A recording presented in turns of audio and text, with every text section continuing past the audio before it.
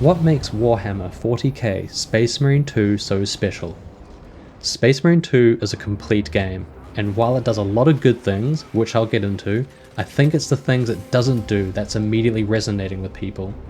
With modern shooters these days, we've come to expect microtransactions, loot crates, and forced game shops with awkward daily and weekly grinds designed to retain our engagement. Space Marine 2 has none of this. It's just an honest and normal video game, pulled straight from the Xbox 360 and PlayStation 4 era and thrown into 2024 when we needed it most. But that comes with the good and maybe bad of that era. We'll get into that a little bit in this video, but what's important to say now is that currently the game doesn't have a lot on offer in terms of content, but what it does offer is of a high standard. Saber Interactive focuses on the most important things, being gamer friendly and designing a back to basics experience that's obviously connected so strongly with players. I hinted that the game is reminiscent of the old third person shooter, for better or for worse, which we can examine by breaking down the game's content structure. The game currently has 3 modes, a campaign, operations, and eternal war, the PvP mode. I should preface here that my experience in Warhammer 40k is pretty light. My main exposure has been limited to casual play in Darktide and the old Dawn of War real-time strategy game back in the day. I never really got into Warhammer back then, but my time in Space Marine 2's campaign really sold me on this universe. So let's start by talking about the campaign. The campaign puts you in the shoes of Dimitri and Titus and 2 others, either controlled by AI or players. The story experienced in these guys' shoes is short but sweet. I'm glad it was short too, because I wasn't really grabbed by anything happening in the plot, but I was definitely struck by the constant visual feast on screen across the campaign's 6 chapters. It's seeing this world presented with such high fidelity and detail that really engaged me as I moved through the game's levels. The last chapter in particular really captured how I imagined these battles would look like when I played the old Dawn of War games. It's so epic seeing those units realised at proper scale. Gameplay wise, I was reminded a lot of Gears of War, but without all the crouching and cover mechanics, because a Space Marine's best defense is a good offense. The game maintains a forward momentum as you shoot and cut through hordes of Tyranids and eventually the forces of chaos. Gunplay here is really satisfying, and the melee executions are delightful. It's also over the top with bloody gore and mayhem. The flow of combat maintains a tense pace as you move throughout the levels. Speaking of levels, I do have to comment on the level design. When I mentioned that this game maybe carries through some of the poorer aspects of old shooters, I'm mainly considering the level design. Each level follows along like this. Big open vista where you do most of the fighting, followed by passageways linking you to the next big open area where you do more fighting. At the end of a section, you will group up with your teammates inside an elevator or behind a locked door before progressing. It's not bad per se, it's totally serviceable, just repetitive. I actually found it kind of charming in a nostalgic sense. I think it speaks volumes to how dire the modern gaming space is when I choose not to care about this kind of design here. The visual spectacle and Warhammer aesthetic is enough to keep you immersed even when the levels themselves are quite linear. All in all, the campaign is really a tutorial for the rest of the game, getting you familiar with the game's main gameplay systems and combat. As Titus, you have general access to most weapons and tools in the game.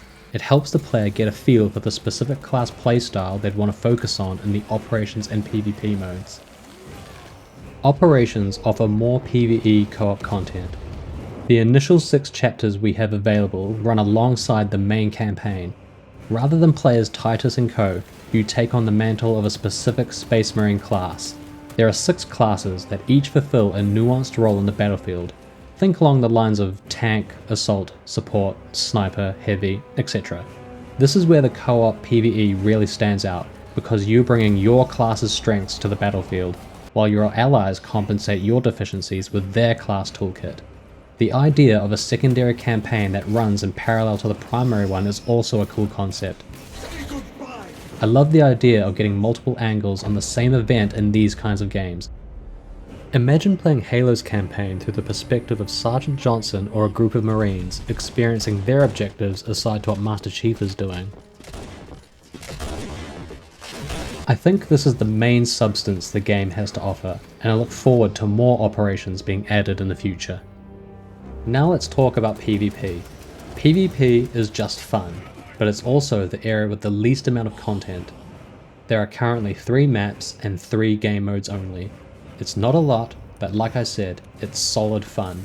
It's completely imbalanced in the best way. Players command the 6 classes I mentioned before, but this time pitted against each other in 6v6 game modes, Space Marines against Chaos. Now this might come across a bit depressing, but my favourite component of the PvP is the progression. In Space Marine 2, you unlock weapons and cosmetics by playing the game. Finally, we can play a game at a pace and not fret about invasive credit card traps that incentivize purchase progression. It's nice to have a game that doesn't intentionally make a chore out of the gameplay and encourage buying all the powerful weapons and cool cosmetics with your hard-earned money. Putting the wallet down and picking the controller up has got to be the best gameplay mechanic of the year. In all seriousness, the lack of content and balancing issues are things that will be remedied over time. While it's not up to me to tell you how to spend your money, I think there'll be a lot more to this game in a year's time to entice your purchase, if you have any doubts now. There is a roadmap out there with future updates planned for the game if you're curious. I personally hope we get new races to customize and fight against in future operations in PvP. I do have to make a quick section about performance and bugs. While I do recommend this game to anyone fond of the classic third-person shooter, I encourage you to review your hardware if you're hoping to run this game optimally. I have this game installed on an SSD powered with an RTX 3080 and an i9-10900K CPU. Framerate was pretty inconsistent in my experience so far, dropping down to the 40s when the action gets intense, and I'm not running this at 4K either. I won't pretend I'm a performance expert. I'm only advising that you research your system if this is important to your gaming experience. The game also has had some bad bugs, particularly when trying to co-op. I have a video linked in the description to get past the Thunderhawk mission loading bug, if you've come across that. These are a notable annoyance when trying to start the game, but it's not enough to ruin the overall experience, at least for me.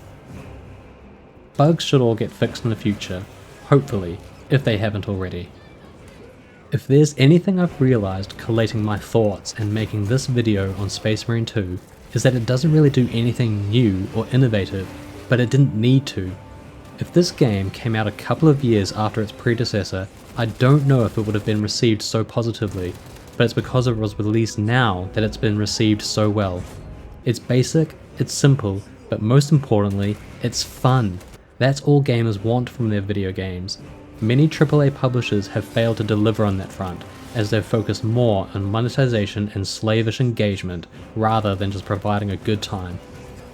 While Saber is due a lot of credit with what they've delivered and will continue to deliver, I feel it's really the failure of their competition that paved the path for them to succeed. There's not a whole lot of critical discussion to be had about Space Marine 2, and that's good, because it's a game that speaks for itself, and I look forward to playing more.